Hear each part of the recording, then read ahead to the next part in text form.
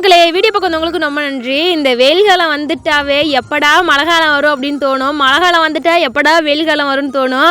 ஆனால் இந்த வெயில் காலத்தில் ஒரு பெனிஃபிட் என்ன தெரியுமாங்க, நம்ம சமையல் ரூமில் இருக்க இந்த ஜீரகம், மிளகு, உளுந்து, கடுகு, எள், கம்பு இந்த மாதிரிலாம் இருக்குல்ல, அது எல்லாத்தையும் எடுத்து நல்லா வெயிலில் காய போட்டு நல்லா தண்ணியில் அலசிட்டு நல்லா வெயிலில் காய போட்டு இந்த மிளகாத்தூள் அரைக்கிறது, கோதுமை அரைக்கிறது, பச்சரிசி அரைக்கிறது, இந்த வடகம் புளியறது, செக்கு ஆட்டுறது அப்படின்னு சொல்லிட்டு இந்த வேலையெல்லாம் இந்த வெயில் காலத்தில் வந்து முடித்து வச்சுக்கிட்டோம் அப்படின்னா மழை காலத்தில் வந்து கூடு பிடிக்காமல் இருக்கும். அப்படி தான் வந்துட்டு நாங்களும் கோதுமையை கழுவி காய வச்சு அது தனியாக ஒரு மிஷினில், மிளகாத்தூள் தனியாக ஒரு மிஷினில் அரைச்சிட்டு வந்து அங்கேயே நல்லா கொஞ்சம் உணர்த்தி எடுத்துகிட்டு வந்துடணும். இல்லைனா வந்துட்டு உடனே கருப்பாயிரும் மிளகாத்தூள்லாம்.